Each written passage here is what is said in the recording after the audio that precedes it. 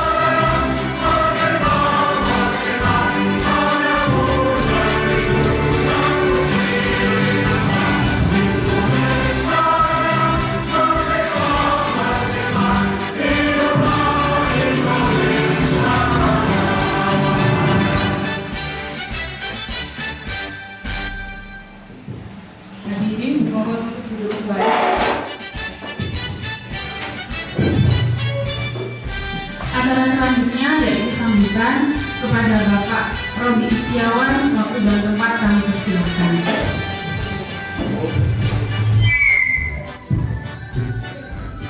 Bismillahirrahmanirrahim. Assalamualaikum warahmatullahi wabarakatuh. Yang pertama kita panjatkan puji syukur kepada Allah Subhanahu wa Ta'ala karena kita masih bisa diberi kesempatan bisa hadir di acara diseminasi atau pembahasan budaya positif di UPT 136 Gresik dengan keadaan sehat walafiat.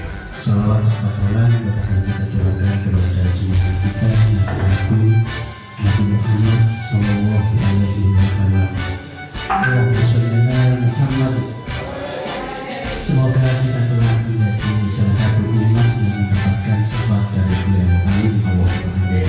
Saya mewakili kepala sekolah mengucapkan terima kasih kepada rekan-rekan CGP Angkatan 9 sudah mengundang kita guru dari 141 Gresik dan juga 136 untuk melakukan diskusi bareng, belajar bareng, sinau bareng mengenai budaya positif. Semoga setelah kita pulang dari kegiatan pada siang hari ini kita senantiasa diliputi oleh aura positif di lingkungan belajar kita, di lingkungan sekolah kita. Amin. Kemudian semoga kita guru-guru 141 dan 136 ini yang belum mendaftar CGP semoga bergerak hatinya untuk bisa mengikuti program CGP di angkatan ke-11 nanti, termasuk saya ini. Saya itu mungkin itu saja yang bisa saya sampaikan. Kurang lebihnya mohon maaf. Mohon maaf bila kami menarik. Wassalamualaikum warahmatullahi wabarakatuh.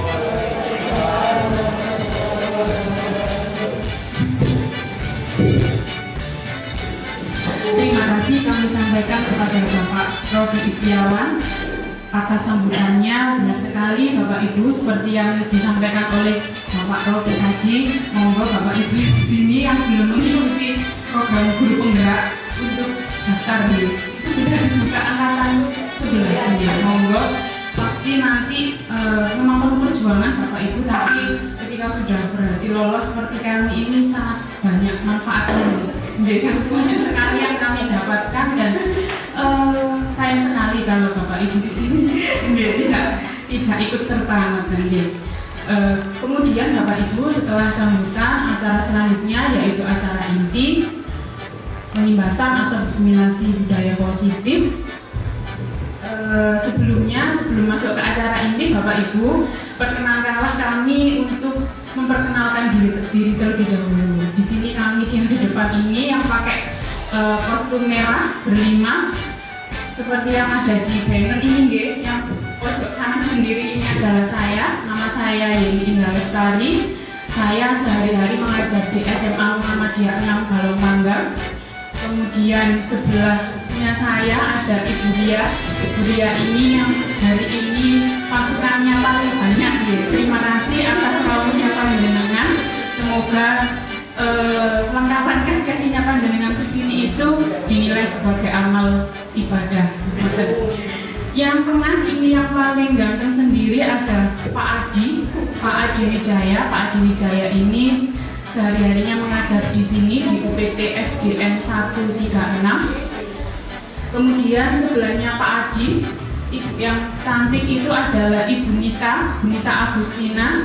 Beliau masih ingat sebenarnya usianya tidak imut, tapi penampilannya masih sangat imut karena kesehariannya mengajar di TK Dharma Wanita Kelampok.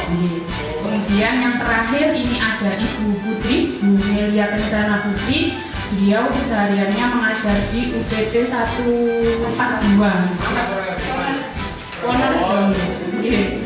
Jadi sebelumnya kami ucapkan terima kasih kepada Bapak Ibu karena pada hari ini berkenan untuk menghadiri undangan kami. Kami yakin Bapak Bapak Ibu yang di sini ini ilmunya sudah lebih dari kami, sudah lebih senior daripada kami, pengalamannya lebih banyak. Jadi kami ini ceritanya agak minder karena pesertanya adalah Bapak Ibu yang usianya jauh di atas kami, yang pengalamannya lebih banyak. Tapi nggak apa-apa karena ini adalah sebagai sarana kita sama-sama belajar. Monggo nanti kalau dari apa yang kami sampaikan ada kurangnya atau ada yang kurang pas, Bapak Ibu dapat mengoreksi atau dapat menambahkan. Oke, Bapak Ibu, yang pertama akan kami sampaikan di sini adalah Bu Putri, monggo di slideshow aja ya.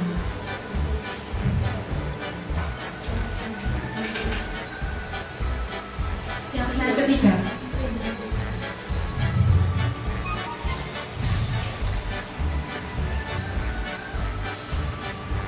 Nah, Bapak Ibu yang akan kami sampaikan di sini mengenai disiplin, mengenai budaya positif. Nah, budaya positif ini nanti materinya ada 6 bagian. Nanti masing-masing bagian akan kami sampaikan secara bergantian, mulai dari saya, kemudian akan dilanjutkan oleh rekan-rekan saya. Ya, Bapak Ibu, sebelum masuk ke materi pertama nanti yang akan saya sampaikan, saya ada pertanyaan untuk Bapak Ibu yang ada di sini. Yang pertama, setuju atau tidak Bapak Ibu kalau hukuman itu dapat mendisiplinkan anak? Setuju Bapak Ibu kalau hukuman itu dapat mendisiplinkan anak?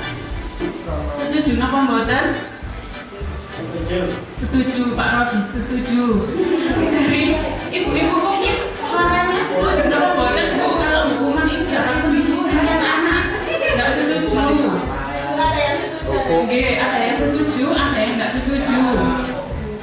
Kalau dari ibu-ibu dan bapak calon guru penggerak ini gimana? Hukuman dapat mendisiplinkan anak, setuju napa mboten Pak Ibu? Tidak hukumannya dulu nggih, tidak langsung hukuman itu nggih.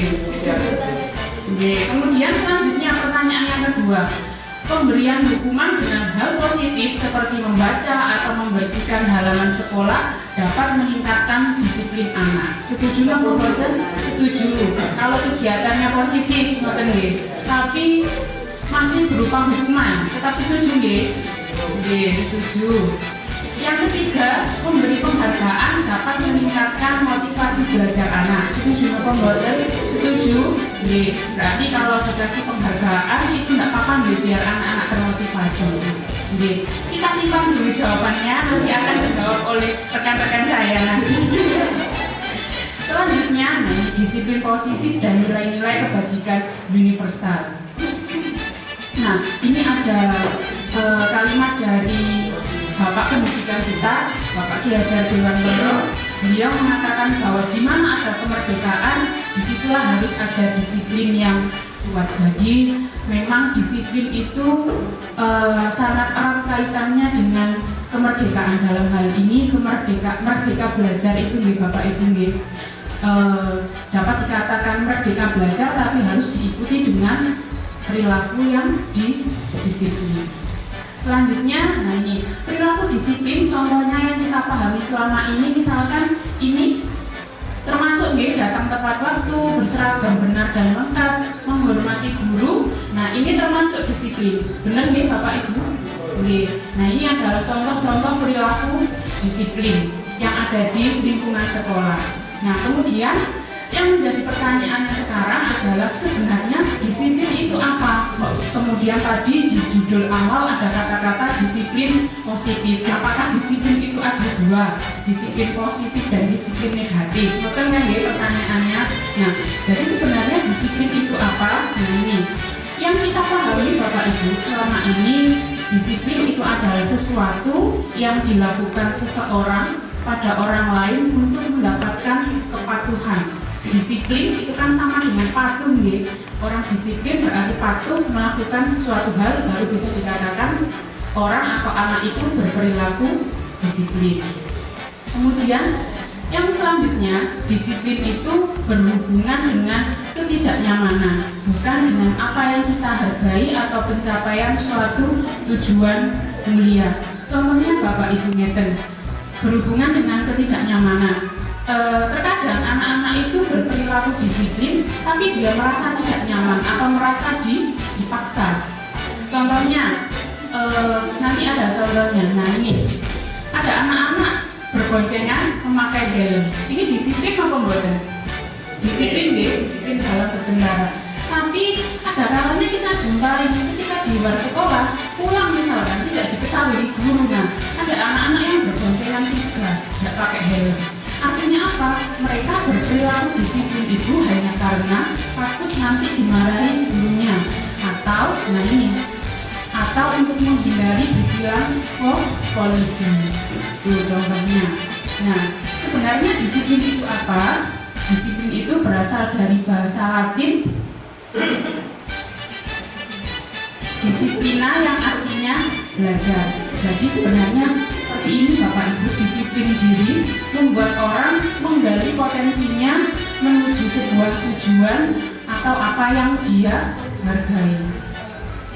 Nah, jadi disiplin positif itu apa? Jadi sekarang kita memaknainya disiplin itu ada perbedaannya. Kalau tadi kita memahami disiplin itu adalah sesuatu yang timbul akibat paksaan karena kita merasa terpaksa. Nah ini kalau disiplin positif, jadi tujuannya adalah menanamkan motivasi dalam diri pada murid-murid.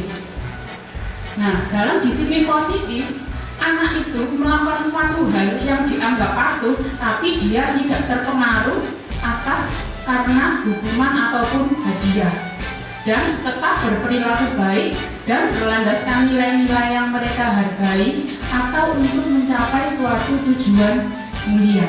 Yang termalu Bapak Ibu, ini kan contohnya anak-anak nih. Contohnya misalkan kita sebagai seorang guru, kadang kita misalkan masuknya jam 7 nih. Nah, saya tanya ke Bu Nita, misalkan jam 7 itu masuknya panjenengan. Nah, jenengan masuk jam 7 itu karena apa Bu Nita? Apa karena takut ditegur kepala sekolah, ataukah pengen diberi pujian, oh Bu Nita ini rek sregep masuk gak tahu telat, seperti itu? Nonton Bu Nita. Nah, jadi perbedaannya di sini. Memang itu disiplin, tapi itu adalah disiplin yang kita pahami. Sedangkan dalam disiplin positif, ketika Bu Nita berangkat pagi sebelum jam 7 sudah berada di sekolah, itu karena memang berasal dari motivasinya Bu Nita sendiri. Pengen, oh saya agar bisa memanage waktu dengan benar, tahu memang tanggung jawab saya dan kewajiban saya itu adalah datang sebelum pukul 7. Nah, itulah yang di sini yang dimaksud dengan disiplin positif. Ngoten nggih Bapak Ibu, jadi bisa ini nggih paham maksudnya nggih perbedaannya disiplin positif itu. Nah, Ki Hajar Dewantara, dan ini ada satunya itu adalah tokoh barat nggih namanya Daeng Gosen. Kalau Ki Hajar Dewantara menyatakan bahwa disiplin diri yaitu memiliki motivasi internal. Jika tidak memiliki motivasi internal, maka perlu pihak lain untuk mendisiplinkan kita. Sedangkan Daeng Gosen menyatakan bahwa disiplin positif itu merupakan cara mengontrol diri dan bagaimana menguasai diri untuk memilih tindakan yang mengacu pada nilai dan tujuan yang kita inginkan. Nah, itu Bapak Ibu terkait disiplin positif. Jadi dapat disimpulkan bahwa yang dimaksud disiplin di sini adalah berperilaku atas motivasi dari dalam dirinya sendiri atau namanya motivasi internal. Kalau dari luar mereka berperilaku atas paksaan atau berperilaku agar mereka tidak kena hukuman atau pengen mendapatkan penghargaan dari orang lain, itu termasuk motivasi yang eksternal. Nah, tujuan kita sebagai seorang pendidik adalah menciptakan anak-anak yang memiliki disiplin diri, sehingga berperilaku yang mengacu pada nilai-nilai kebajikan universal dan memiliki motivasi intrinsik. Nah, apa itu nilai kebajikan universal? Kebajikan itu kan sama dengan kebaikan nih. Sesuatu yang baik itu disebut dengan kebajikan. Nah, universal itu kalau saya mengartikan menyeluruh. Di sini yang dimaksud kebajikan universal adalah kebajikan yang disepakati bersama, terlepas dari suku bangsa agama, bahasa, maupun latar belakangnya, atau sifat positif manusia yang merupakan tujuan mulia yang ingin dicapai individu. Itulah yang dimaksud dengan kebajikan universal. Nah, kemudian kenapa kita perlu menerapkan disiplin positif itu kepada siswa-siswa kita? Nah, ini tujuannya adalah agar siswa-siswa kita itu, murid kita, nah ini bisa mencapai atau bisa mengarah sifatnya itu yang memiliki nilai-nilai kebaikan. Nah, nilai kebajikan atau kebaikan yang ingin dicapai anak Indonesia itu apa? Nah, ini yang sudah kita pahami bersama, yaitu profil pelajar Pancasila.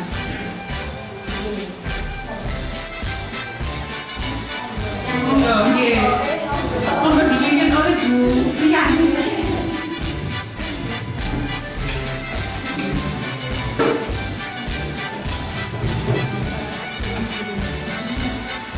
Biar tidak monoton dari sering gitu. Ya, Bapak Ibu masih semangat semuanya nggih. Ini baru di awal materi, masih ada 4 materi lagi yang akan kita diskusikan bersama-sama. Ini tadi kata Bu Yani ditampilkan profil pelajar Pancasila, sudah kenal semua ya dengan profil pelajar Pancasila itu ya. Ada berapa boleh nanti bacinya? Kita nyanyikan bersama-sama ya. 1, 2, 3. Oh, sambil berdiri, monggo berdiri. Pakai gerakan, monggo berdua Bu Putri. Bu Putri ya, gerakannya saya yang menyanyi. Ya, boleh semuanya bergerak.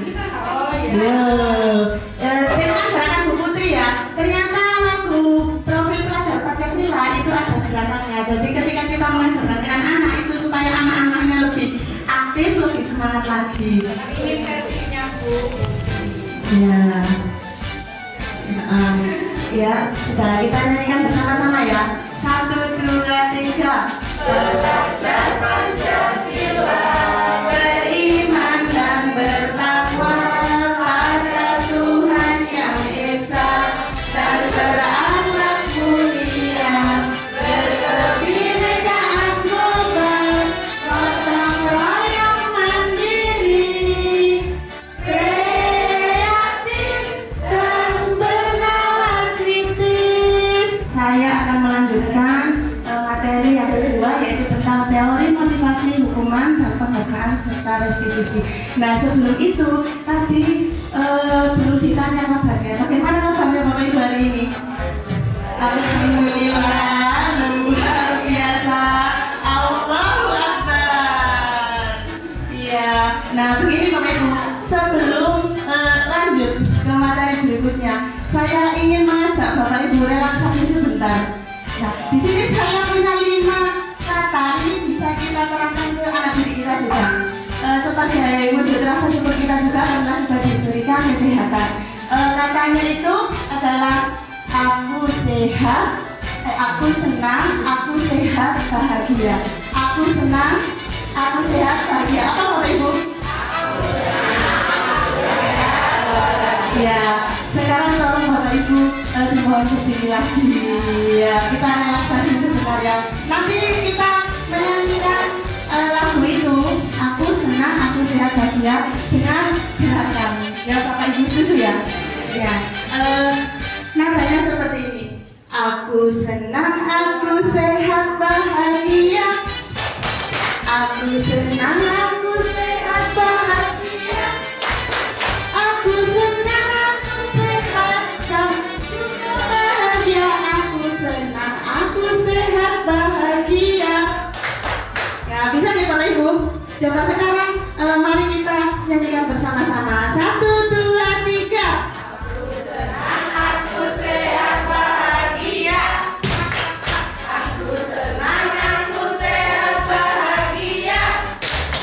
Aku senang, aku sehat, dan juga bahagia. Aku senang, aku sehat, bahagia. Ya, terima kasih Bapak Ibu. Silakan duduk kembali. Ya, itu bisa kita terapkan ke anak didik kita ya. ketika menanyakan kabar ke anak didik kita ajak bikin seperti itu, pasti akan senang sekali mereka. Monggo next.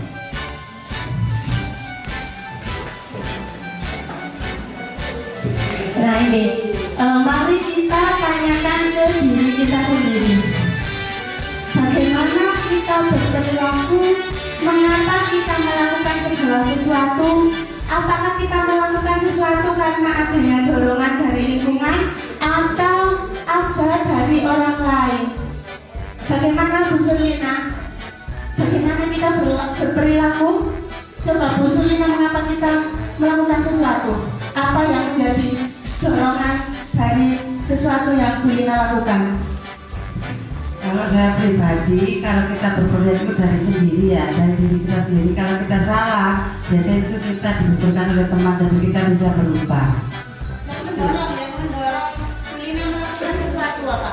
Melakukan sesuatu itu karena kebutuhan, melakukan sesuatu karena ingin tahu. Ya, lain itu jawab. Iya, jawaban yang bagus Bu Lina. Ya, bagaimana, apakah ada yang mau menjawab lagi yang lain? Bu Nur Aini? Pak Anton. Ya, next Bu Putri. Nah, terkadang kita melakukan sesuatu itu karena kita menghindari rasa sakit atau ketidaknyamanan. Terkadang juga kita melakukan sesuatu itu untuk mendapatkan apa yang kita inginkan. Seperti Bapak Ibu sekarang kan mengajar di sekolah. Apa tujuannya mengajar di sekolah?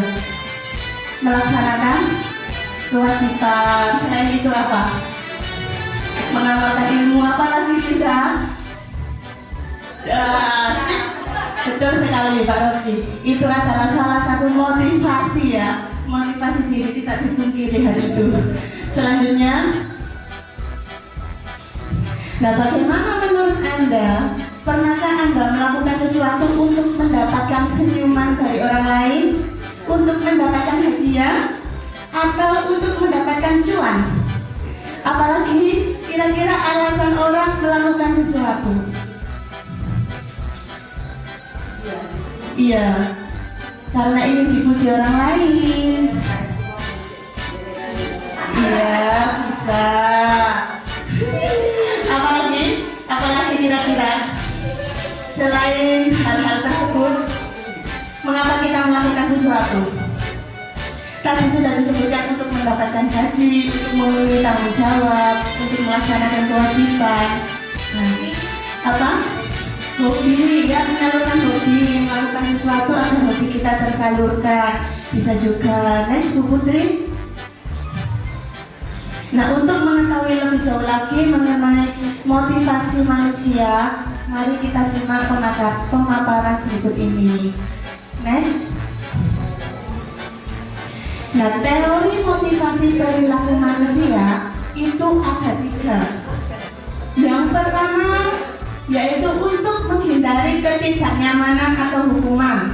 Itu merupakan motivasi eksternal, motivasi dari luar diri kita, yaitu apa yang akan terjadi apabila saya tidak melakukannya. Nah, jadi itu kekhawatiran yang timbul dari dalam diri. Yang kedua adalah untuk mendapatkan imbalan dari orang lain atau institusi. Itu juga merupakan motivasi eksternal. Seperti apa yang akan saya dapatkan apabila saya melakukannya. Yang ketiga adalah untuk menghargai diri sendiri, yaitu merupakan motivasi internal. Nah, motivasi internal ini yang merupakan tujuan dari disiplin positif. Nah, motivasi internal ini contohnya adalah saya akan menjadi orang yang seperti apa bila saya melakukannya. Jadi teori motivasi perilaku manusia ini yang seharusnya kita lakukan yaitu adalah untuk menghargai diri sendiri. Selanjutnya, merdeka menurut Ki Hajar Dewantara. Merdeka itu artinya tidak hanya terlepas dari perintah akan tetapi juga cakap untuk memerintah diri sendiri. Jadi merdeka bagi diri sendiri itu adalah melakukan segala sesuatu yang kita miliki, yang ingin kita lakukan, mengeksplor segala kemampuan kita. Ya, itu artinya merdeka menurut Ki Hajar Dewantara. Next.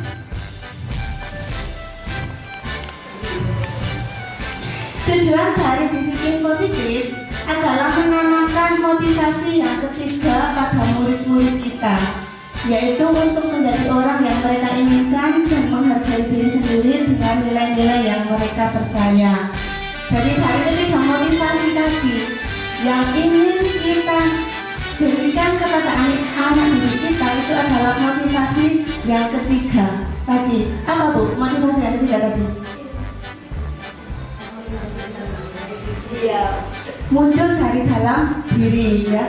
Jadi ketika murid-murid kita memiliki motivasi tersebut, mereka telah memiliki motivasi intrinsik, ya, motivasi yang ada dalam diri yang berdampak jangka panjang, motivasi yang tidak akan terpengaruh pada adanya hukuman atau hadiah. Mereka akan tetap berperilaku baik dan berlandaskan nilai-nilai kebajikan seperti yang sudah disampaikan Bu Yeni tadi. Karena mereka ingin menjadi orang-orang yang menjunjung tinggi nilai-nilai yang mereka hargai. Jadi ketika anak-anak itu sudah ditanamkan motivasi intrinsik dalam diri mereka, tanpa diperintah pun mereka akan mengerti. Tanpa diiming-imingi hadiah, mereka pasti akan mau melakukan sesuatu atau menaati segala peraturan yang ada di sekolah. Next. Nah, ini dihukum oleh penghargaan, bahwa penghargaan berlaku sama dengan hukuman dalam arti meminta atau membujuk seseorang melakukan sesuatu untuk memenuhi suatu tujuan tertentu dari orang yang meminta atau membujuk, dorongan eksternal, dan akan ada faktor ketergantungan. Beberapa dampak dari pemberian penghargaan menurut Alfred Kohn yaitu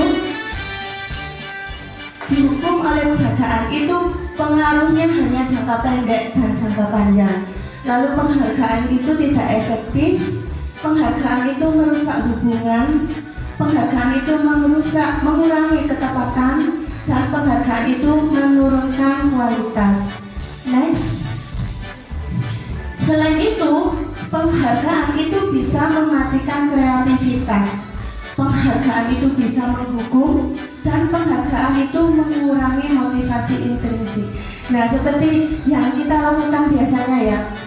Sebelumnya saya juga tidak mengerti kalau penghargaan itu ternyata bukan hal yang terbaik yang bisa kita lakukan untuk anak didik kita. Karena biasanya saya buat bintang prestasi gitu. Siapa yang nilainya bagus, siapa yang dia bisa itu dapat reward, dapat penghargaan, dapat bintang prestasi lah. Ternyata hal itu kurang tepat, Bapak Ibu. Kurang tepat. Jadi untuk penghargaan itu sebaiknya tidak diberikan kepada murid.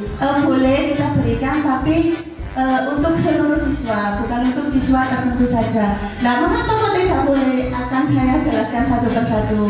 Next. Nah, ini pengaruh jangka pendek dan jangka panjang. Penghargaan itu efektif jika kita menginginkan seseorang melakukan sesuatu yang kita inginkan dalam jangka waktu pendek. Jadi ketika diberikan penghargaan, dia akan termotivasi. Tapi ketika tidak diberikan penghargaan, maka dia tidak akan termotivasi untuk melakukan sesuatu. Jika kita menggunakan penghargaan lagi dan lagi, maka orang tersebut akan bergantung pada penghargaan yang diberikan serta kehilangan motivasi dari dalam dirinya. Jika kita mendapatkan penghargaan untuk melakukan sesuatu yang baik, maka selain kita senantiasa berharap mendapatkan penghargaan tersebut lagi, kita pun menjadi tidak menyadari tindakan baik yang kita lakukan. Seperti itu, Bapak Ibu. Selanjutnya, penghargaan itu tidak efektif.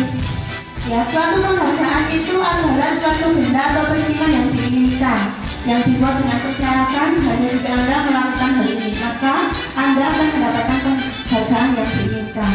Jika saya mengharapkan suatu penghargaan dan tidak mendapatkannya, maka saya akan kecewa dan berkecil hati, serta kemungkinan lain kali saya tidak akan berusaha sekeras sebelumnya. Itu negatifnya penghargaan. Ada lagi penghargaan itu merusak hubungan. Nah, mengapa kok merusak hubungan? Karena ketika seorang diberikan penghargaan atau dipuji di depan orang banyak, maka yang lain akan merasa iri, Bapak Ibu. Dan sebagian dari mereka akan tidak menyukai orang yang diberikan penghargaan tersebut. Jadi yang tadinya temenan, akrab, itu merasa iri dengan temannya yang sudah dapat penghargaan seperti itu. Jika seorang guru sering memberikan penghargaan kepada murid-muridnya, besar kemungkinan murid-muridnya itu termotivasi hanya untuk menyenangkan gurunya. Mereka tidak akan bersikap jujur kepada guru tersebut. Penghargaan juga menciptakan persaingan di dalam kelas, dan persaingan menciptakan kecemasan. Penghargaan mengurangi ketepatan. Riset dalam sebuah percobaan, sekelompok anak laki-laki berusia sekitar 9 tahun diminta melihat gambar-gambar wajah yang ditampilkan di layar, dan mereka harus memberitahukan jika wajah-wajah tersebut sama atau berbeda. Gambar-gambar tersebut hampir sama. Beberapa dari mereka diberi penghargaan dalam bentuk uang. Pada saat mereka memberi jawaban benar, sementara sebagian yang lain tidak. Hasilnya apa, Bapak Ibu? Jika diberikan reward berupa uang, kebanyakan anak laki-laki yang dibayar itu lebih membuat banyak kesalahan. Next,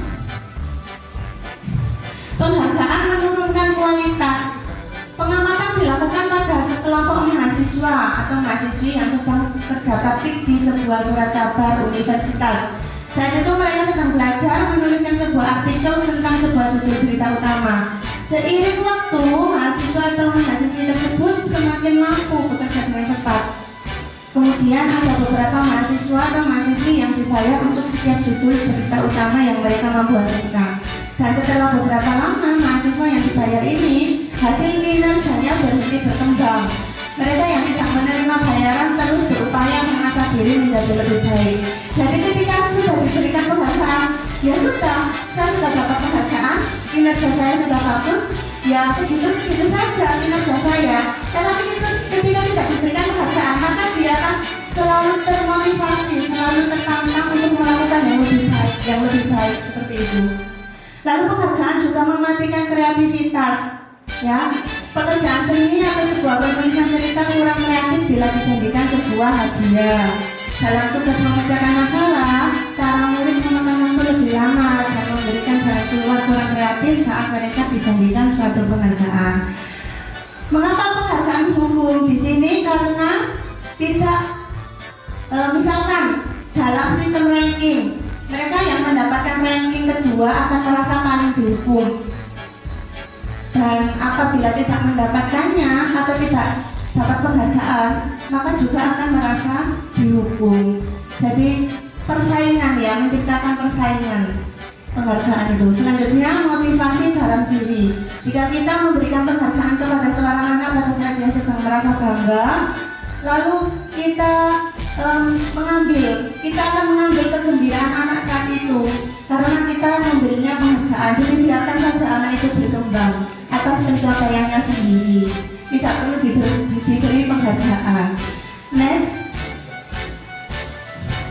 bentuk program kebajikan atau apresiasi. Nah, ini dalam memberikan apresiasi, penghargaan atau pengakuan itu bisa kita lakukan, tapi ya kita berikan itu secara khusus, secara pribadi atau kepada semua murid. Jadi tidak perlu menunjukkan ke semua. Misalkan memberi reward ke satu anak tapi ditunjukkan ke teman-temannya, itu tidak perlu karena akan menimbulkan merusak hubungan seperti itu, ya. Lalu beri pengakuan yang konsisten. Kalau memberi penghargaan ya harus konsisten, kasih penghargaan ke semua siswa, ya. Lebih fokuslah kepada proses. Next, ini identitas gagal dan identitas sukses, ya. Ada hukuman, ada konsekuensi, ada restitusi. Kalau hukuman itu cenderung ke identitas gagal, sedangkan konsekuensi dan restitusi itu cenderung ke arah disiplin. disiplin. Ini adalah contoh-contoh kalimat-kalimat dalam identitas gagal dan identitas sukses. Kalau hukuman itu biasanya bersifat negatif, sedangkan konsekuensi itu bersifat netral dan restitusi itu bersifat positif. Next. Berdasarkan bahan tersebut, ya, kita bisa menyimpulkan bahwa hukuman itu bersifat tiba-tiba atau tanpa terencana dan hanya bersifat satu arah. Anak atau murid tidak tahu apa yang akan terjadi dan tidak dilibatkan, hanya diberikan tiba-tiba diberikan hukuman gitu saja. Nah, hukuman itu juga bisa berupa fisik ataupun psikis. Murid atau anak disakiti oleh suatu perbuatan atau kata-kata. Sementara disiplin dalam bentuk konsekuensi itu sudah terencana dan sudah disepakati antara siswa dan guru. Umumnya bentuk-bentuk konsekuensi itu dibuat oleh pihak guru atau sekolah dan murid sudah mengetahui sebelumnya konsekuensi yang akan diterima bila ada pelanggaran. Misalnya ketika mengobrol, maka murid tersebut akan kehilangan waktu bermain dan harus menyelesaikan tugas karena ketertinggalannya. Peraturan dan konsekuensi yang mengikuti ini sudah diketahui sebelumnya oleh murid. Sikap guru di sini senantiasa memonitor murid. Jadi hukuman dan konsekuensi itu berbeda ya Bapak Ibu. Kalau hukuman itu bersifat satu arah hanya dari guru saja, sedangkan konsekuensi itu dari guru, tapi juga bisa dari siswa dan seluruh siswa itu mengetahui. Next. Nah ini Bapak Ibu, mari kita teliti bersama-sama. Ketika mencatat 100 kali di buku kalimat saya tidak akan terlambat lagi karena terlambat sekolah, ini merupakan hukuman atau konsekuensi Bapak Ibu?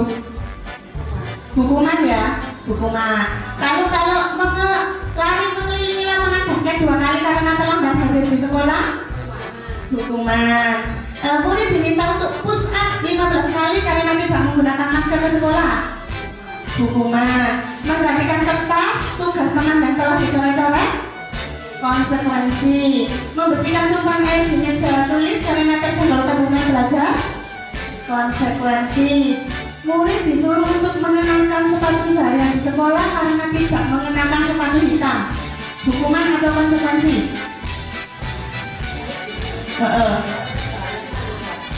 Disuruh untuk tidak disuruh, maaf itu keliru ya nulisnya. Murid disuruh untuk tidak mengenakan sepatu karena tidak mengenakan sepatu hitam. Iya, nggak pakai sepatu. Iya. Itu hukuman atau konsekuensi, Bu? Apa? Hukuman ya Bapak Ibu? Ya. Lari mengelilingi lapangan basket 2 kali karena terlambat 10 menit untuk pelajaran PJOK, hukuman. Kita lihat jawabannya ya.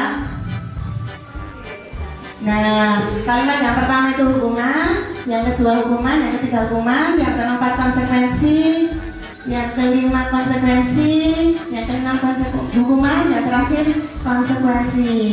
Lari mengelilingi lapangan basket 2 kali karena terlambat 10 menit untuk pelajaran PJOK, itu masuk konsekuensi ya Bapak Ibu. Next.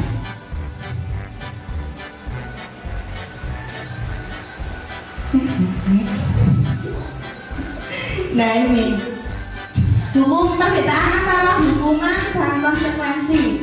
Kalau hukuman itu sesuatu yang menyakitkan, kalau konsekuensi sesuatu yang harus terjadi. Hukuman membuat anak sakit fisik maupun hati. Jadi kalau Bapak Ibu memberikan hukuman itu bisa menimbulkan luka pada hati anak didik kita dalam jangka waktu yang lama. Anak memiliki kedisiplinan, paksaan, mendorong anak menyakiti diri sendiri, konsep diri yang buruk. Anak belajar untuk menyembunyikan kesalahan, marah, rasa bersalah, dipermalukan, dan merasa tidak dihargai. Jadi kalau kita hanya memberikan hukuman ya satu arah ke murid, maka itu akan membekas sekali pada diri murid. Kalau konsekuensi itu bisa jadi pilihan, tetapi tetap akan membuat anak merasa tidak nyaman. Anak menghargai disiplin, stimulus atau tanggapan mendorong anak agar mudah menyesuaikan diri, konsep diri yang baik, anak belajar untuk mematuhi peraturan dan kehilangan hak. Dibuat tidak nyaman, tetap ada sisi negatifnya. Next. Nah, apa itu restitusi? Nah, ini adalah pilihan yang ketiga untuk mendisiplinkan anak. Ya, ada hukuman, ada konsekuensi, ada restitusi. Nah, yang ketiga ini adalah restitusi. Merupakan proses menciptakan kondisi bagi murid untuk memperbaiki kesalahan mereka sehingga mereka bisa kembali kepada kelompok mereka dengan karakter yang lebih kuat. Restitusi juga merupakan proses kolaboratif yang mengajarkan murid untuk mencari solusi dari permasalahan mereka dan membantu murid berpikir tentang orang seperti apa yang mereka inginkan. Nanti akan dijelaskan lebih lanjut oleh rekan saya. Next. Nah, ini adalah ciri-ciri dari restitusi. Restitusi itu bukan untuk menebus kesalahan, namun untuk belajar dari kesalahan, memperbaiki hubungan, tawaran bukan paksaan. Restitusi menuntun untuk melihat ke dalam diri. Restitusi mencari kebutuhan dasar yang mendasari tindakan. Restitusi itu adalah cara yang paling baik, yang fokus pada karakter bukan tindakan, fokus pada solusi dan mengembalikan murid yang berbuat salah pada kelompoknya. Nanti akan dijelaskan lebih lanjut oleh rekan-rekan saya.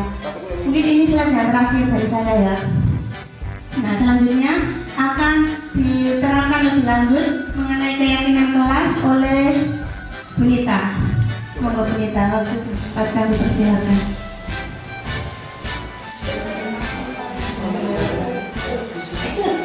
Materinya tentang keyakinan kelas. Latar belakang keyakinan kelas itu sendiri adalah mewujudkan kelas yang aman, nyaman, dan menyenangkan bagi peserta didik dalam proses pembelajaran sehingga materi akan tersampaikan dengan baik. Di sini ada pertanyaan, saya ingin Bapak atau Ibu nanti memberikan jawaban atau pendapat jenengan semuanya. Mengapa harus keyakinan kelas? Mengapa tidak peraturan saja? Apa peraturan? Apa perbedaannya? Monggo, sinten Bu Lina? Oh, nggih. Yayu mungkin. Oh, beda.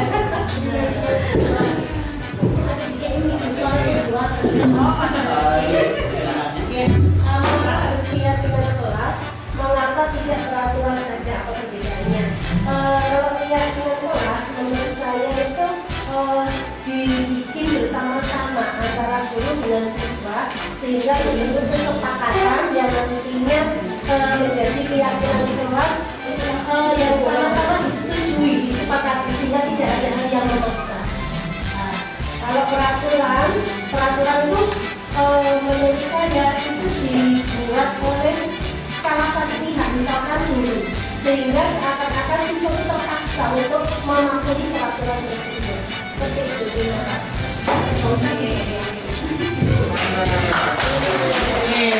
Terima kasih atas pendapatnya. Ya, betul sekali. Keyakinan kelas dibuat berdasarkan kesepakatan antara guru dan siswa yang bersifat universal. Sedangkan peraturan sendiri biasanya dibuat oleh guru yang bersifat satu arah. Baik sekali ya Bu ya. Dan keyakinan kelas itu sendiri biasanya kalimatnya itu dibuat dalam bentuk kata yang positif. Nah, di sini ada contohnya. Mengapa kita memiliki peraturan 3M? Menggunakan masker, mencuci tangan, dan menjaga jarak. Nah, ini adalah nilai-nilai keselamatan atau kesehatan yang kita ambil. Inilah yang disebut sebagai suatu keyakinan, yaitu nilai-nilai kebajikan atau prinsip-prinsip universal yang disepakati bersama secara universal, lepas dari latar belakang, suku, negara, bahasa maupun agama. Nah, di sini murid-murid pun demikian, ibu-ibu. Mereka perlu mendengarkan dan mendalami tentang suatu keyakinan. Apa sih keyakinan itu? Daripada hanya mendengarkan peraturan-peraturan yang mengatur mereka harus berlaku gini begitu. Jadi harus kita paksa. Jadi kita kita ajaklah. Kalau di TK saya itu keyakinan kelasnya itu berupa gambar ibu-ibu.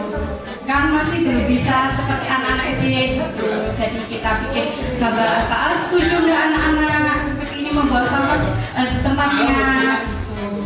Selanjutnya, suatu keyakinan akan lebih memotivasi seseorang dari dalam. Seseorang akan lebih bersemangat untuk menjalankan keyakinannya daripada hanya sekedar mengikuti peraturan.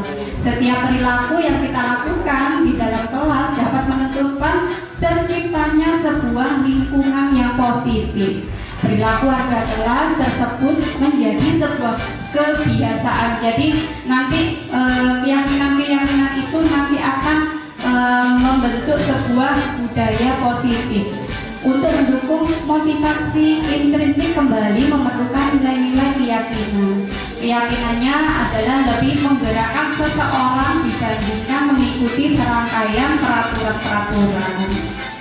Nah, di sini ada 5 poin pembentukan keyakinan kelas. Yang pertama adalah keyakinan kelas bersifat lebih abstrak, sedangkan peraturan itu lebih rinci, lebih konkret. Nah, yang kedua, keyakinan kelas berupa pertanyaan universal dan dibuat dalam bentuk kata yang positif.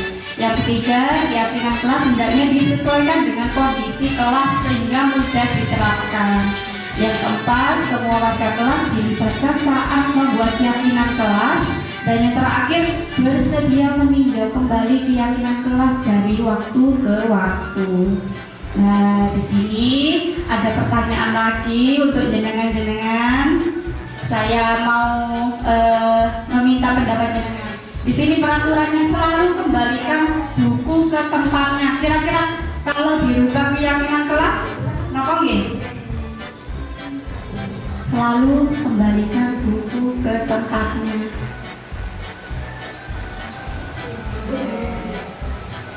Kenapa? Kalau dirubah keyakinan kelasnya, jangan. Nah, ini ada pertanyaan lagi. Dilarang mengganggu orang lain kalau dirubah keyakinan kelasnya. Dilarang mengganggu orang lain. Menghargai, ya, menghormati orang lain. Selanjutnya, hadir di sekolah 15 menit sebelum pembelajaran dimulai. Disiplin atau menghormati orang lain, berkomitmen. Nah, terus ini dilarang melakukan kekerasan. Keyakinan kelasnya,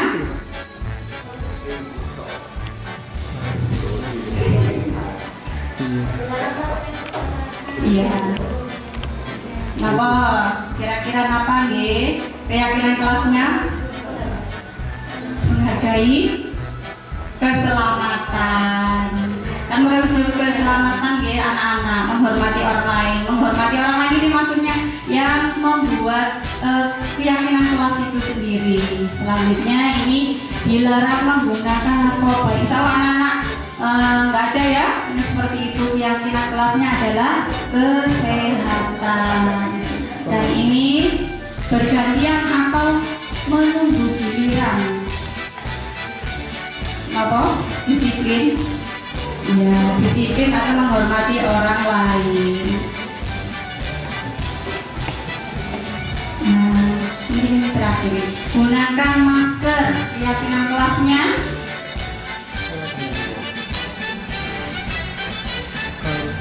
mungkin kesehatan atau keselamatan. Nah, ini terakhir ini. Jangan berlari di kelas. Anak-anak kan biasanya suka lari-lari di kelas. Nah, dirubah keyakinan kelasnya menjadi keselamatan atau keamanan. Nah, untuk selanjutnya, materi kebutuhan dasar manusia dan dunia berkualitas yang akan disampaikan oleh Bu Putri. Monggo Bu Putri.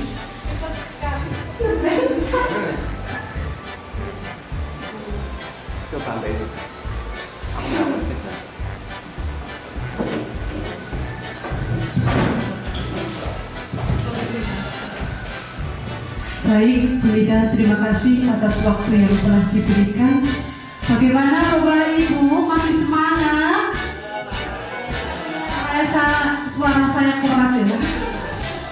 Semangat ya. Tepuk 1. Ya, bilang yes. Tepuk 2 oke. Tepuk 3 semangat. Tepuk 4 konsentrasi. Dan tepuk 5 siap belajar. Saya ulangi lagi.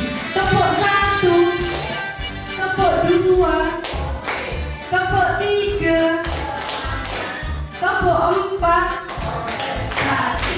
tepuk 5, siap belajar. Baik, berarti siap untuk belajar selanjutnya. Baik, saya akan menyampaikan materi yang keempat, yaitu mengenai kebutuhan dasar manusia dan dunia berkualitas. Nah, mengenai materi ini Bapak Ibu, nanti tujuan pembelajaran kita yaitu yang pertama, Bapak Ibu dapat menjelaskan kebutuhan dasar yang menjadi motif dari tindakan manusia, baik murid maupun guru. Kemudian yang kedua, Bapak Ibu nanti dapat menganalisis dampak tidak terpenuhinya kebutuhan dasar terhadap pelanggaran peraturan dan tindakan yang tidak sesuai dengan nilai kebajikan. Kemudian tujuan yang terakhir yaitu Bapak Ibu dapat mengidentifikasi peran dari sekolah guru dalam upayanya menciptakan lingkungan belajar dan pemenuhan kebutuhan anak yang beragam.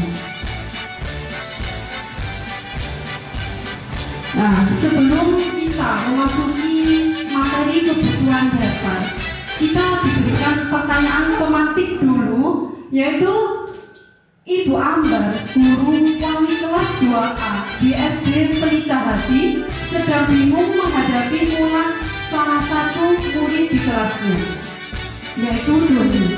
Beberapa anak di kelas 2A telah datang padanya dan mengeluhkan Doni yang seringkali meminta bekal makan siang mereka dengan paksa. Jika Anda menghadapi situasi seperti Ibu Ambar, apa yang akan Anda lakukan? Menurut Anda, kira-kira apa alasan Doni melakukan hal itu? Nah, Bapak Ibu, ini nanti akan ada hubungannya dengan kebutuhan dasar manusia.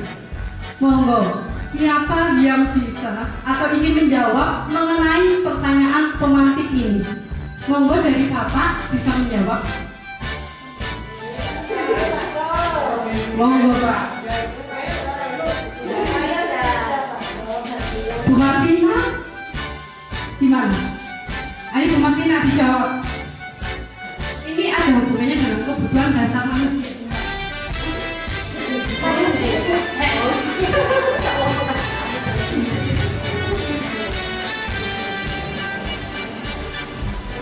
Doni selalu minta makan temannya, selalu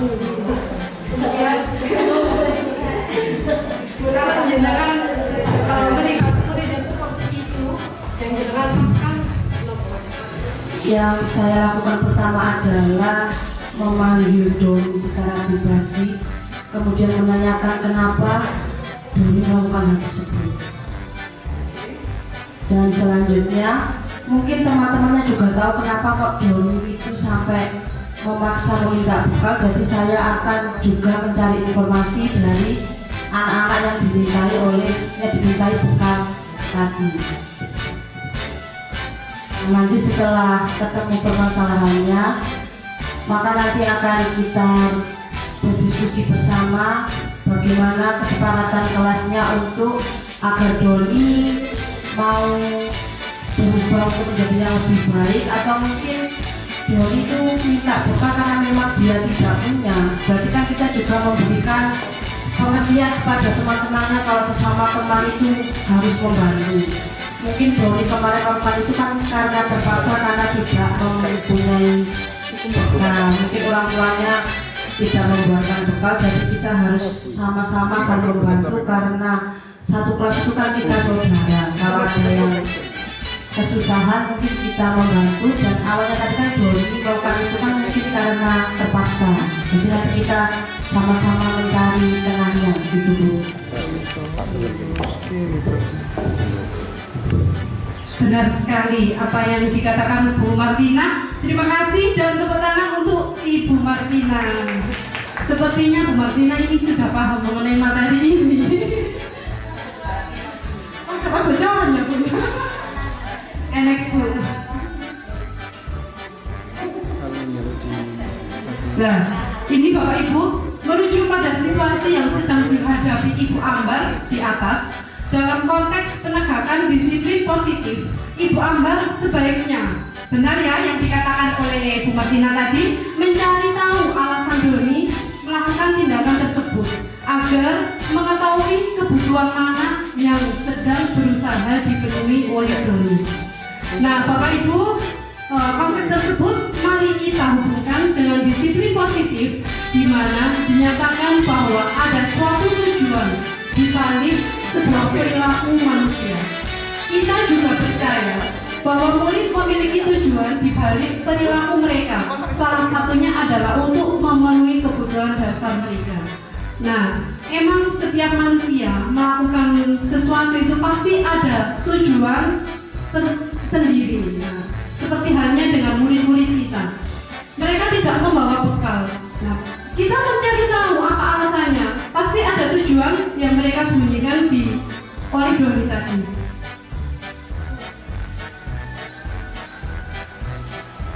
Nah, seluruh tindakan manusia itu memang memiliki tujuan tertentu. Semua yang kita lakukan merupakan usaha terbaik kita untuk mendapatkan apa yang kita inginkan. Ketika kita mendapatkan apa yang kita inginkan, sebetulnya saat itu kita juga sedang memenuhi satu atau lebih dari satu kebutuhan dasar kita, yaitu sebagai manusia. Kebutuhan untuk bertahan hidup, kasih sayang dan rasa diterima, kebebasan, kesenangan, dan penguasaan. Ini ada 5 dasar kebutuhan manusia. Nah, ketika seseorang murid melakukan suatu perbuatan yang bertentangan dengan nilai-nilai kebajikan seperti yang disampaikan oleh teman tadi, atau melanggar peraturan, itu sebenarnya dikarenakan mereka gagal memenuhi kebutuhan dasar mereka. Nah, untuk lebih jelasnya, sekarang kita saya jelaskan satu persatu mengenai 5 kebutuhan dasar manusia.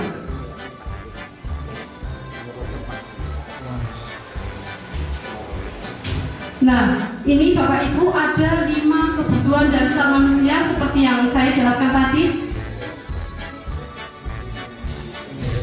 Yang pertama yaitu kebutuhan dasar hidup. Ini untuk bertahan hidup ya. Nah, kebutuhan bertahan hidup merupakan kebutuhan yang bersifat fisiologis untuk bertahan hidup. Misalnya kesehatan, rumah, dan makanan. Jadi kita bertahan hidup itu bukan hanya faktor lapar, bukan hanya makanan saja ya. Jadi ya kesehatan, rumah, dan makanan ini merupakan kebutuhan dasar kita untuk bisa bertahan hidup. Nah, selain itu, kebutuhan biologis sebagai bagian dari proses reproduksi itu juga termasuk kebutuhan untuk tetap bertahan hidup. Benar apa tidak, Bu?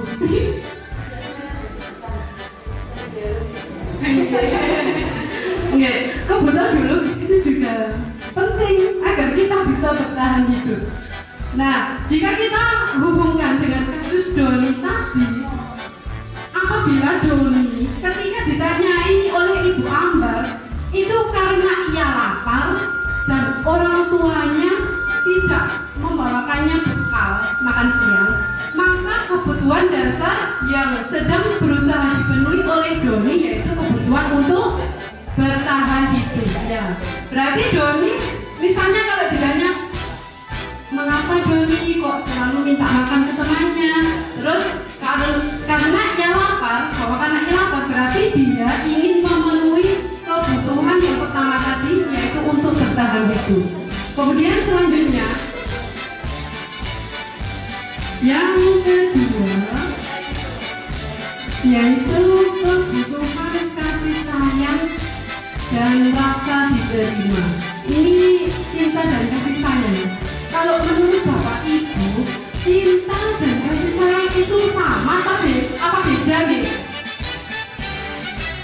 bagaimana Bu Selina? Cinta dan kasih sayang itu sama atau beda? Kalau menurut Ibu bagaimana? Karena sayang itu lama. Iya, ya beda. Seperti itu ya, kita jangan lupa dulu. Sayang gitu. Berarti kalau orang sayang itu belum tentu mencintai, gitu nggih? Kalau cinta itu ditujukan untuk kepada seseorang, kuat tak? Tapi kalau kasih sayang itu, oh ya, untuk semua orang, boleh ke teman sejawat, boleh ke anak, kemudian kepada orang tua, tetangga, gitu nggih? Nggih. Nggak apa-apa, nggak boleh. Bahaya.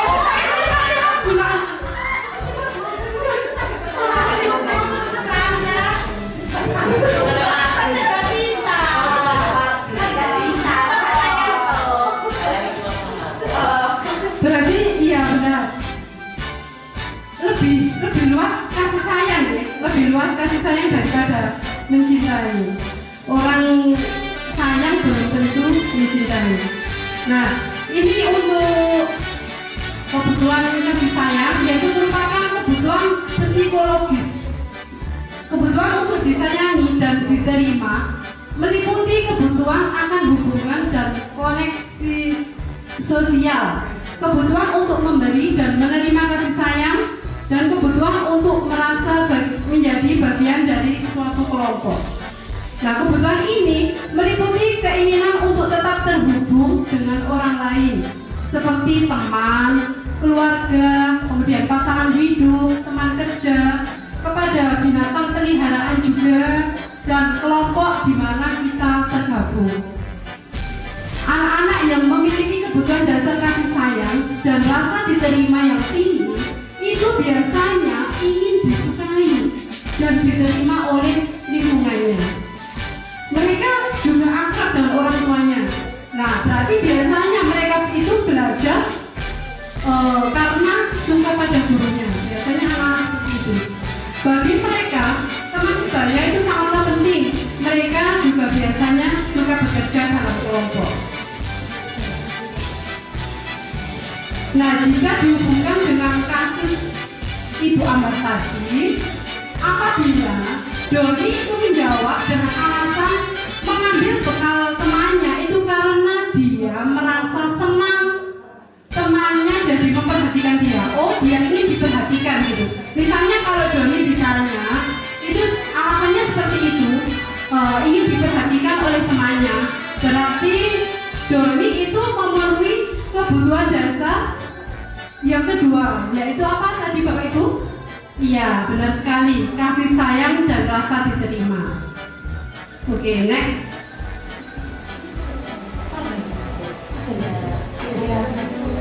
Berhenti dulu.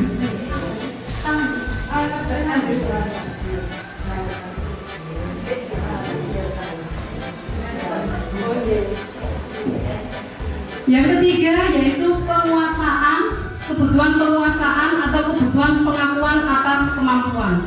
Kebutuhan ini berhubungan dengan kekuatan untuk mencapai sesuatu, menjadi kompeten, menjadi terampil, diakui atas prestasi dan keterampilan kita, didengarkan dan memiliki rasa harga diri. Kebutuhan ini meliputi keinginan untuk dianggap berharga, bisa membuat perbedaan, bisa membuat pencapaian, kompeten, diakui, dihormati, dan keinginan untuk meninggalkan pengaruh. Ini penguasaan. Kemudian jika dihubungkan dengan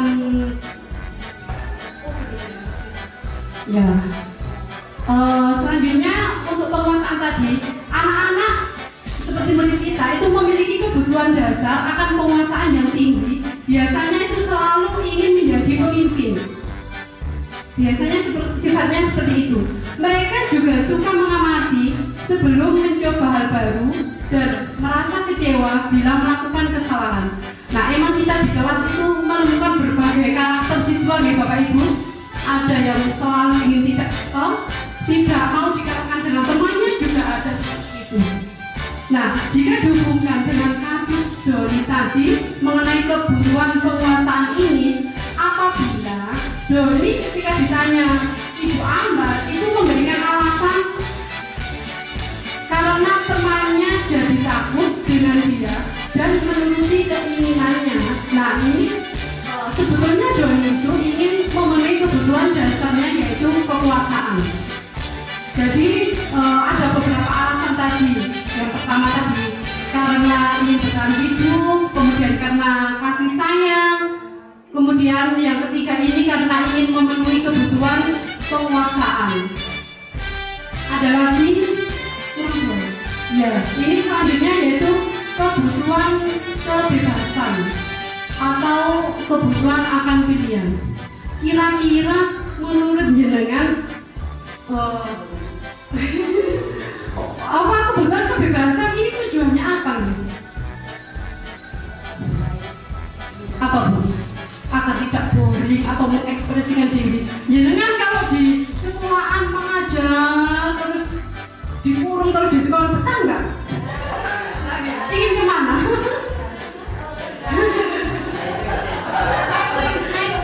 Nah, naik Trans kemarin dia Bu Sulina sama Bu Ria kemarin naik Trans Jatim. Saya nanti bisa diceritakan pengalamannya, soalnya belum pernah Bu. Nah, benar sekali kata Bu Sulina, menaik bus Trans Jatim itu juga salah satu tujuannya Bu Sulina yaitu ingin memenuhi kebutuhannya, yaitu kebutuhan kebebasan. Saya lanjutkan untuk kebutuhan yang terakhir, yaitu kebutuhan kesenangan atau kebutuhan untuk merasa senang. Dapat diartikan bahwa kebutuhan ini untuk mencari kesenangan, bermain, dan juga ingin tertawa. Kita bayangkan sendiri jika hidup kita tanpa kenikmatan apapun, bagaimana? Jelas menyedihkan, ya? Saat makanya kita setiap hari itu jangan lupa bahagia. Benar sekali kata-kata itu. Nah, dari Glasser itu menghubungkan kebutuhan akan kesenangan dengan belajar. Semua hewan dengan tingkat intelijensi tinggi, misalnya hewan anjing, lumba-lumba, dan primata, itu juga suka bermain. Saat mereka bermain, mereka mempelajari keterampilan hidup yang penting. Manusia itu tidak berbeda. Nah, seperti halnya kita saat mengajar Bapak Ibu, kita harus memberikan pembelajaran yang bervariasi, tidak monoton saja, ya. Tidak hanya memberikan ceramah, tapi kan yang aktif itu harus siswa, bukan teacher center tapi student center. Kita dapat memberikan permainan, kemudian mengajak bernyanyi atau pembelajaran di luar kelas. Nah, itu tujuan kita juga ingin memenuhi kebutuhan anak, yaitu kebutuhan kesenangan. Ya, benar. Tadi kita sudah menghubungkan sikap Doni atau kasus Doni dengan Ibu Ambar dengan kebutuhan dasar manusia. Nah, sekarang coba Bapak Ibu dilihat pertanyaan yang kedua ini, nanti jangan jawab mana yang kebutuhan kesenangan, kemudian kebutuhan ingin bertahan hidup, kasih sayang, atau dua kebutuhan yang lain tadi. Pertanyaannya atau kasusnya yaitu Dinda, seorang anak kelas 3 SD, begitu tiba di rumah sepulang dari sekolah, menangis dan mengadu pada ibunya bahwa dia benci pada Ibu Rani, yaitu gurunya. Menurut Anda, kebutuhan apa yang berusaha dipenuhi oleh Dinda? Nah, jika jawabannya seperti ini, bila Anda berada dalam posisi Ibu Rani dan mendengar informasi dari ibunya Dinda tentang perasaan Dinda pada hari itu, apa yang Bapak Ibu lakukan pada Dinda besok ketika Dinda masuk sekolah agar kebutuhan Dinda terpenuhi?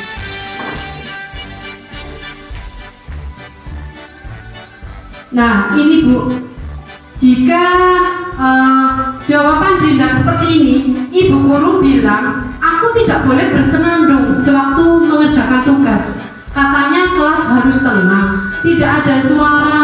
Kan nggak seru jadinya. Nah ini kan merupakan kebutuhan kesenangan. Kira-kira tindakan Bapak Ibu bagaimana jika melihat kasus seperti ini? Alasan Dinda yang pertama itu tadi. Terus Bundi, ada yang ingin menjawab? Mungkin Bapak yang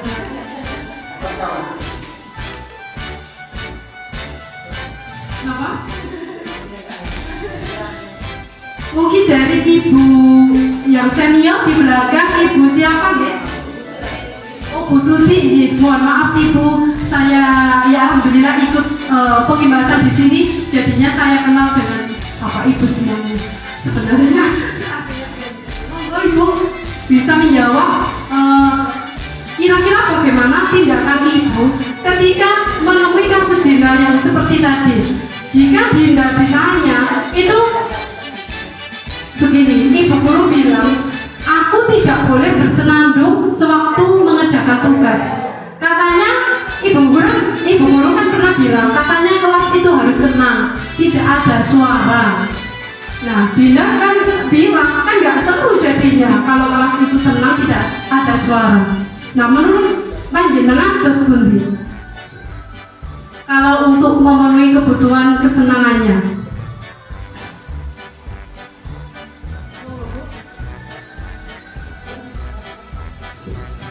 Mungkin dari yang lain, ibu yang berkerudung hitam, ibu sinten? Bu Ida, nggih, monggo ibu.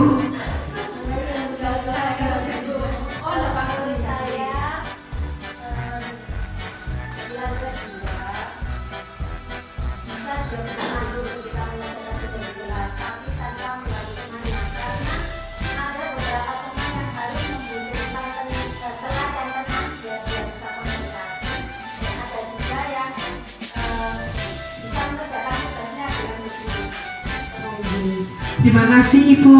Iya benar sekali. Emang karakter anak itu beda-beda Bapak Ibu di kelas kita, makanya sebagai guru SD, apalagi sebagai guru TK itu apa ya?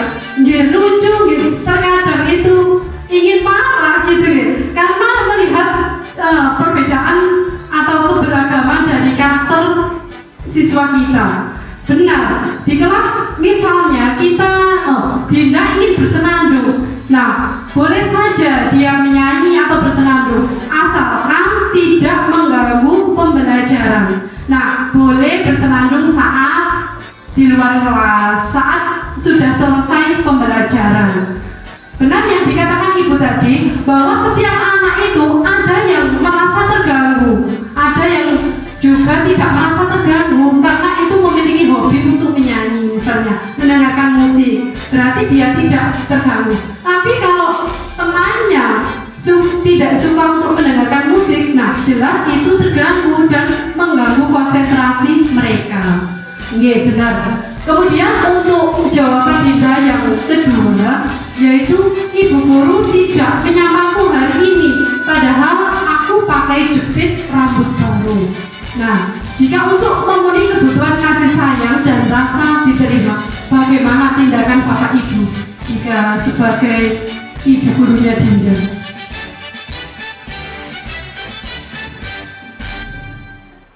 Bagaimana?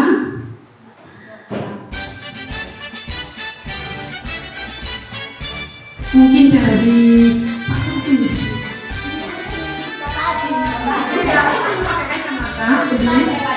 Oh iya Pak Denny, monggo mungkin bisa menjawab untuk jawaban yang kedua itu Pak. Jenengan jika sebagai gurunya Dinda, kalau Dinda memberikan jawaban, ibu guru tidak menyapaku hari ini, padahal aku pakai jepit rambut baru. Nah, kalau untuk memenuhi kebutuhan kasih sayang dan rasa diterima, kita harus bilang ke Dinda bagaimana?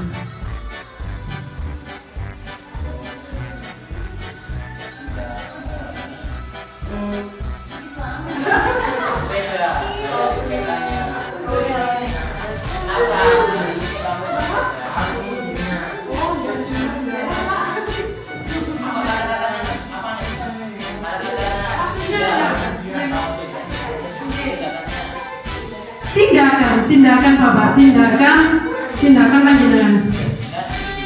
Dipuji, boleh.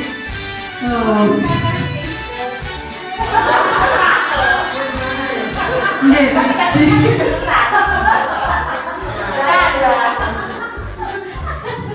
Ada apa mboten Bu Surlina di kelas jenengan? Ada, misalnya ada siswa yang memakai apapun yang baru. Hah? Tidak, maksudnya belum lain.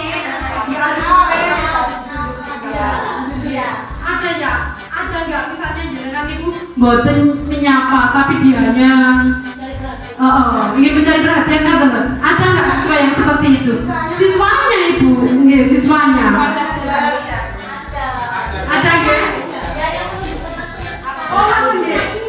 Oh nggih ibu, benar sekali. Biasanya siswa-siswa sekarang itu seperti itu.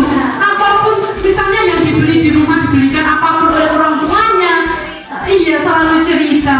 Iya benar sekali, berarti kita sebagai guru setidak-tidaknya itu harus selalu menyapa kepada seluruh siswa. Ngoten nggih? Nggih. Selanjutnya yaitu untuk jawaban yang ketiga, yaitu jawaban Dinda seperti ini. Aku bosen, masa belajarnya cuma gitu-gitu aja. Dengerin ibu guru aja. Nah, ini kalau Dinda ingin memenuhi kebutuhan kebebasan, berarti kita sebagai guru harus bagaimana? Ya benar, ya. Harus bervariasi, iya.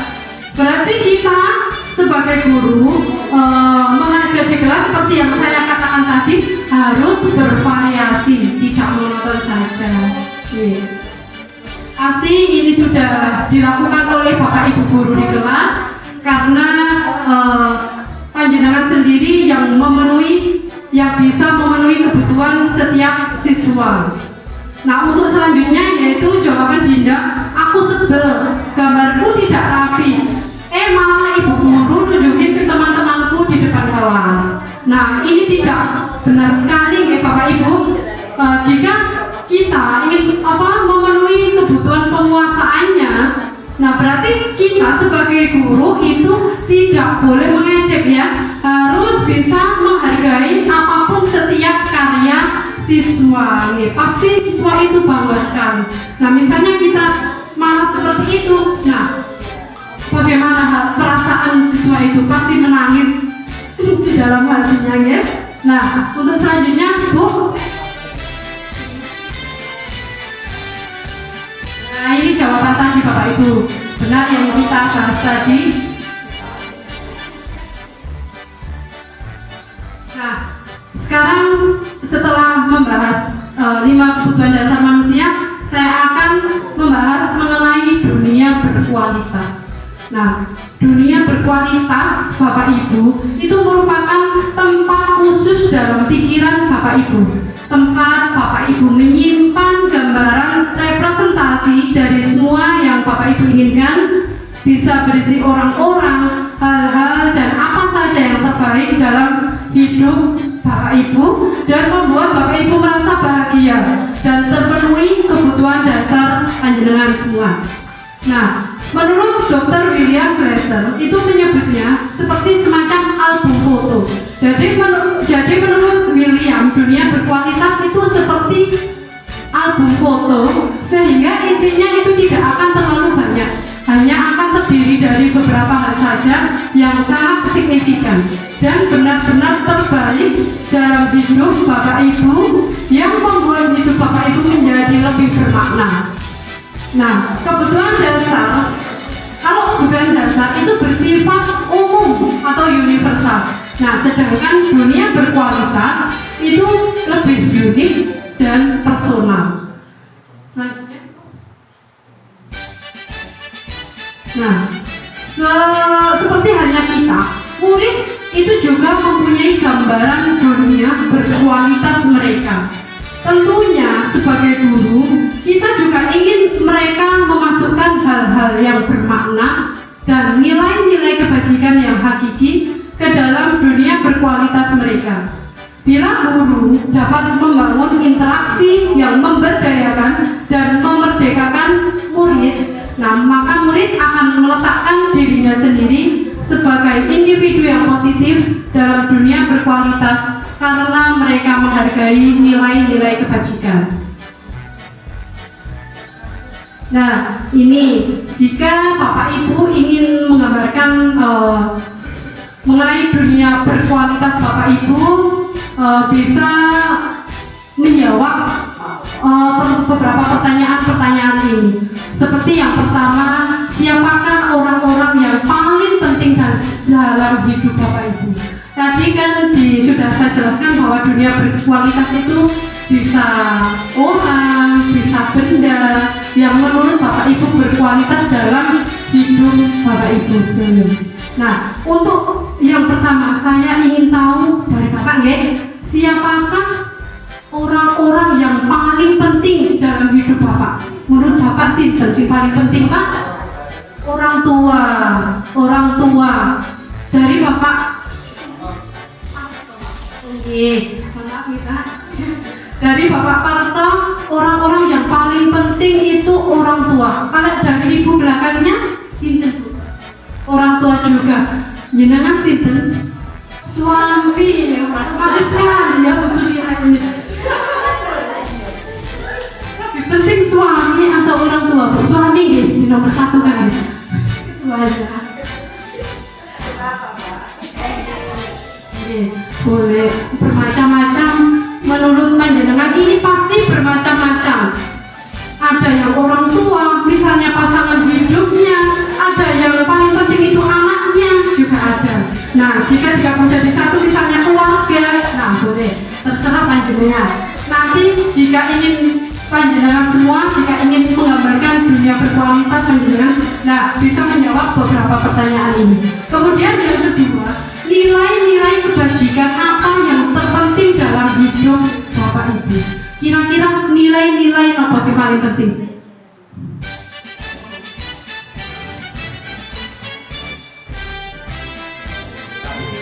Perilaku itu.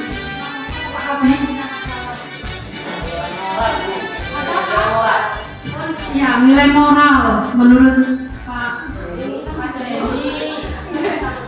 Pak Denny, nilai moral. Mungkin dari Bu Nita, nilai kebajikan apa Bu yang terpenting dalam hidup Ibu? Nilai tanggung jawab. Iya, benar juga. Pasti setiap orang memiliki jawaban yang berbeda dari setiap individu. Kemudian yang ketiga, kalau Anda menjadi orang yang ideal, karakter atau sifat apa yang Anda paling inginkan ada pada diri Anda? Yang paling berarti yang kenapa Bu? Sifat apa? Ini juga berbeda-beda ya. Nah, nanti jawabannya jangan renungkan piyambak di pikiran. Selanjutnya, apa pencapaian Anda yang Anda sangat banggakan? Apa Bu? Apakah Bu Surina sudah mencapai sesuatu yang sangat membanggakan? Pernah ya? Saya sudah punya rumah. Bangga dong.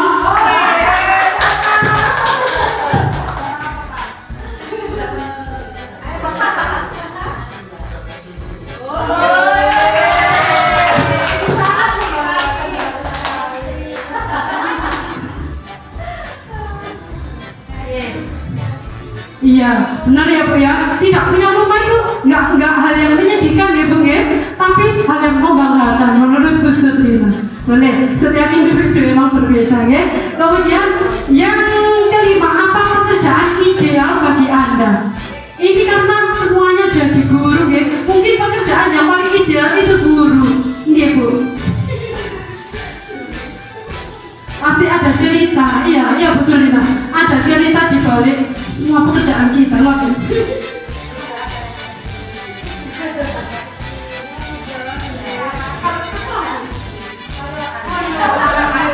Sekarang pekerjaan guru itu sangat ideal memang. Jadi banyak orang yang keroyokan ini guru, ya.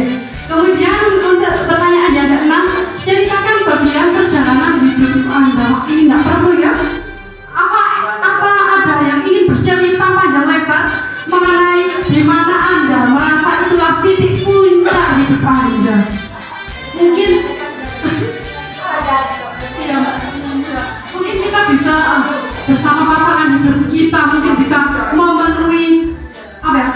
kesulitan itu ya Bu, itu juga bisa dikatakan merupakan titik puncak hidup kita. Nah ini masing-masing sudah. Nah terakhir mari kita renungkan setelah belajar mengenai dunia berkualitas, kemudian tadi kebutuhan dasar manusia. Nah mari kita pikirkan bagaimana kira-kira menurut kita, murid-murid kita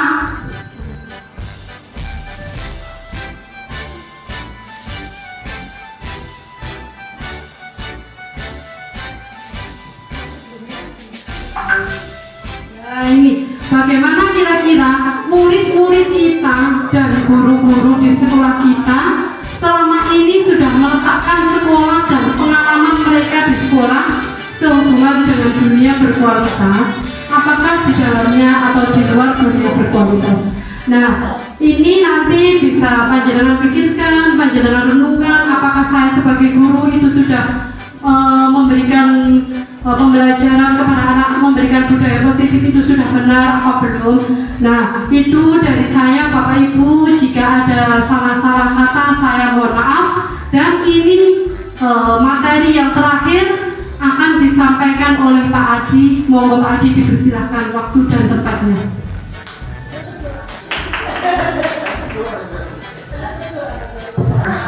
Ya, kalau semangat, mari kita ice breaking sebentar. Tepuk semangat, semangat, semangat. Ya, semangat. Sudah, yang kelima yaitu posisi kontrol. Kita sebagai guru perlu memiliki posisi kontrol dalam penanganan kasus pada peserta didik kita. Selanjutnya Bu. Nah, 5 posisi kontrol yang ada pada guru itu, yang pertama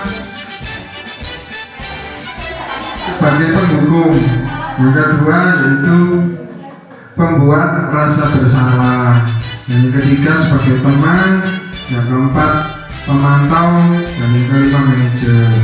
Nah, untuk sebagai penghukum yaitu mendidik, menunjuk.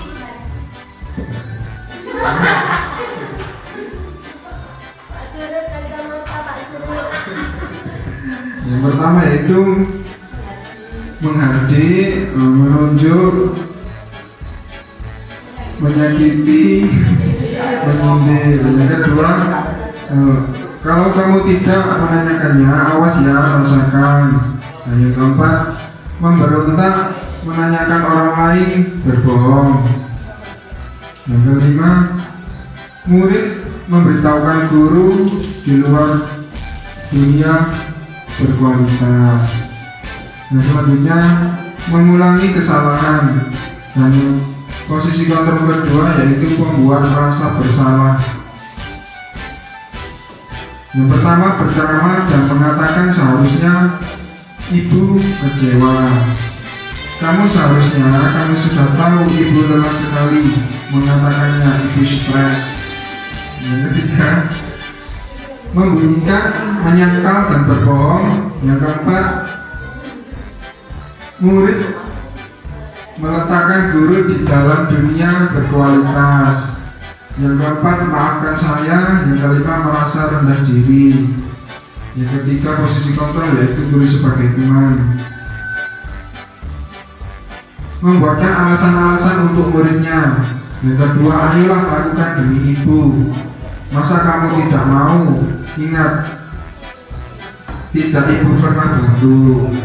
Yang ketiga, ketergantungan. Dan yang keempat, murid meletakkan guru sebagai orang yang sangat penting di dunia berkualitas. Yang keempat, saya pikir bapak ibu teman saya ternyata begitu. Yang terakhir, lemah, tidak mandiri, tergantung. Posisi kontrol yang keempat sebagai pemantau. Yang pertama, menghitung dan mengukur. Yang kedua, apa peraturannya. Yang ketiga, menyesuaikan diri bila diawasi. Yang keempat, murid meletakkan guru, peraturan dan hukum di dunia berkualitas. Yang keempat, berapa banyak bintang yang saya harus peroleh dan berapa halaman yang harus saya tulis. Selanjutnya, menitik beratkan pada sanksi atau hadiah untuk dirinya. Dan yang terakhir, guru sebagai manajer mengajukan pertanyaan-pertanyaan. Pertanyaannya, apa yang kita yakini? Yang kedua, apa yang bisa kau kerjakan untuk memperbaiki masalah ini? Selanjutnya, menguatkan pribadi. Murid meletakkan dirinya sebagai individu yang positif dalam dunia berkualitas. Yang keempat, yang kelima selanjutnya, bagaimana cara saya bisa memperbaiki keadaan? Dan yang terakhir, mengevaluasi diri, bagaimana cara memperbaiki diri. Nah, dari kelima posisi kontrol ini, Bapak Ibu mungkin boleh memilih yang terbaik apa. Mungkin kira-kira dari 5 posisi kontrol, dari penghukum, pembuat rasa bersalah, sebagai teman, sebagai pemantau, ataupun sebagai manajer. Kalau dari saya, kelima posisi kontrol yang terbaik yaitu manajer. Guru sebaiknya mengajukan pertanyaan-pertanyaan. Dan selanjutnya, apa yang kita yakini, apa yang bisa kau kerjakan untuk memperbaiki masalah ini, dan menguatkan pribadinya beserta didik. Murid meletakkan dirinya sebagai individu yang positif dalam dunia yang berkualitas. Bagaimana cara saya bisa memperbaiki keadaan? Yaitu murid disuruh mencari solusi atas kesalahannya yang telah dilakukan. Mengevaluasi diri, bagaimana cara memperbaiki diri. Jadi murid dipandu guru untuk memperbaiki dirinya setelah apa yang tadi permasalahan yang telah dilakukan murid, yaitu gurunya ingin murid itu sendiri yang memperbaiki kesalahannya. Selanjutnya, ini ada pertanyaan-pertanyaan, pernyataan-pernyataan. Saya kecewa sekali dengan kamu. Kamu tidak pernah benar melakukannya. Ayolah, lakukan demi ibu bapak. Apakah kamu mau mendapatkan stiker bintang hari ini? Dan bagaimana kamu bisa menyelesaikan masalah ini? Kamu selalu yang paling terakhir. Nah, yang pertama itu membuat orang merasa bersalah. Yang kedua, sebagai penghukum karena tidak pernah. Berarti kan anak-anak itu langsung dihukum sama gurunya dengan kata-kata suggestif tidak pernah. Yang ketiga, lakukan demi ibu bapak. Jadi guru itu sebagai teman. Yang keempat, pemantau. Yang kelima, manajer. Yang keenam, penghukum. Kamu selalu. Nah, selalu berarti kan pasti gitu ya. Itu namanya guru sebagai penghukum. Yang keenam yaitu segitiga restitusi.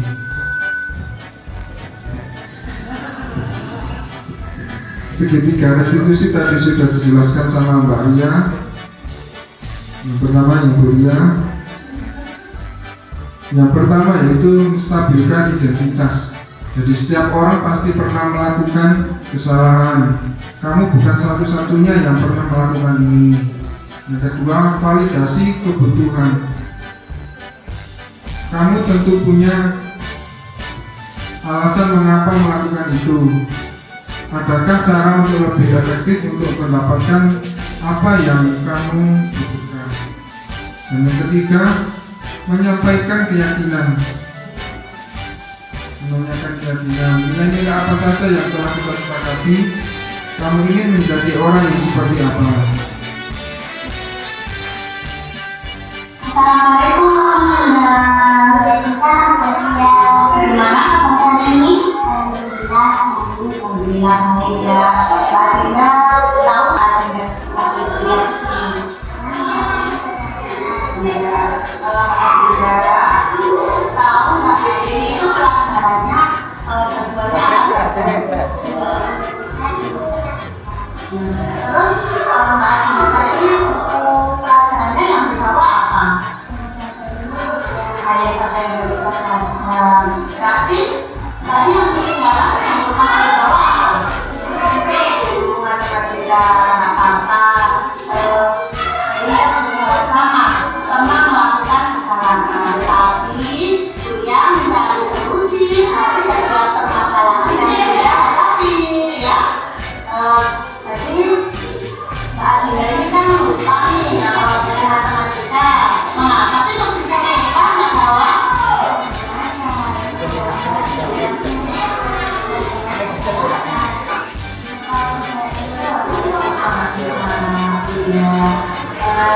kira-kira kesepakatan apa yang sesuai dengan permasalahan yang Pak sudah hadapi sekarang ini? Ya, karena tetapi Mbak Anda kurang fokus ya, kurang penting ya buat saya ya. Iya, apa nanti kok Mbak fokus ya ke cerita-cerita? Bingung ya? Bingung untuk mencatat pelajarannya ya. Nah, kalau seperti itu, apakah Mbak Adinda meyakini tentang keyakinan kelas tersebut? Ya, kamu bagaimana cara memperbaikinya?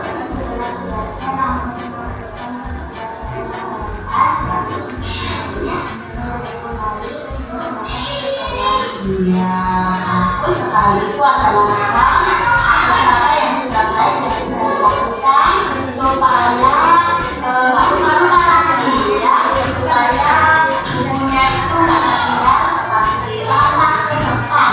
Lama ke depan itu selanjutnya apa lagi yang akan kamu lakukan? Kalau sudah ya, betul. Setelah keduanya dilihat, kalau sebelum berangkat sekolah nih di pagi hari itu bisa lagi jadwalnya, bisa lagi buku-bukunya harus sudah dicek, dilihat di berangkat kalau sudah masuk semua bukunya siap dibawa berangkat ke sekolah. Jadi nggak takut keluar lagi seperti itu ya. Dan ya, apakah kamu berarti sehari lagi? Bagus sekali ya, tetap semangat ya, tetap semangat sekolah, tetap semangat beraktivitas ya. Nah, Bapak Ibu, ini tadi sebagai contoh penanganan kasus atau masalah dengan penggunaan rumus ketika restitusi. Ya. Nah, selanjutnya yaitu refleksi. Yang pertama, hal baru apa yang Bapak Ibu dapatkan setelah mengikuti kegiatan hari ini?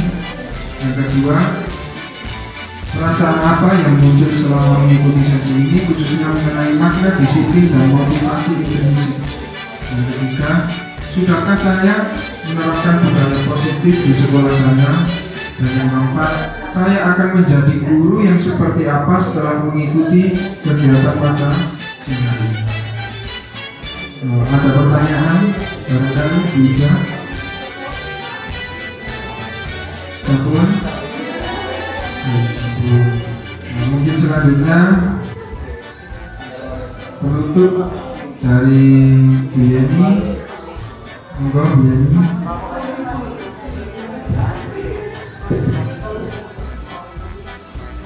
Demikian Bapak Ibu pemaparan budaya positif dari kelompok kami, dari kami berlima. Mboten-mboten sing didiskusikan nggih, sudah paham semua. Terima kasih. Kalau sudah jelas semua, tidak ada yang didiskusikan, langsung ditutup saja.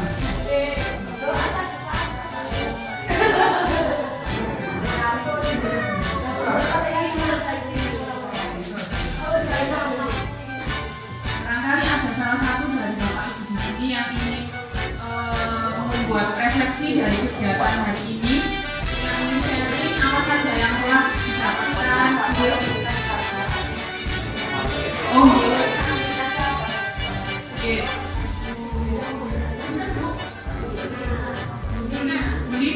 Bu Lina menanyakan bagaimana tentang penghargaan DPD.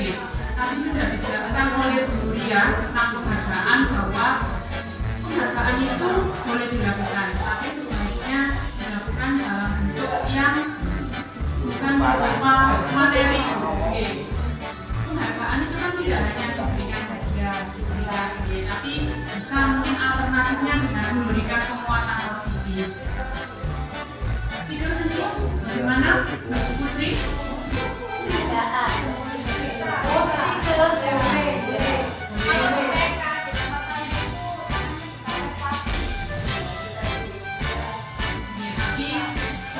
sudah dijelaskan tadi Bu, sebaiknya dilakukan tidak menggunakan penghargaan yang sifatnya itu fisik atau materi. Sebaiknya misalkan diberikan penguatan, ujian, motivasi, secara bagus, karena apa? Kalau kita berikan hadiah misalkan materi, Flashback kamera. dikhawatirkan motivasinya anak itu bukan bagaimana dia Yang bisa mikir. mendapatkan jadi motivasinya itu bukan berasal dari dirinya sendiri, melainkan atas dasar ingin mendapatkan hadiah. Ya, terus Bu. Oke, kalau sudah jelas tidak ada yang ditanyakan Bapak Ibu, marilah acara kita pada siang hari ini kita tutup dengan bacaan hamdalah bersama. Saya di sini sebagai moderator. Apabila ada kata-kata atau perilaku yang kurang berkenan, mohon maaf yang sebesar-besarnya. Billahi taufiq wal hidayah. Wassalamualaikum warahmatullahi wabarakatuh.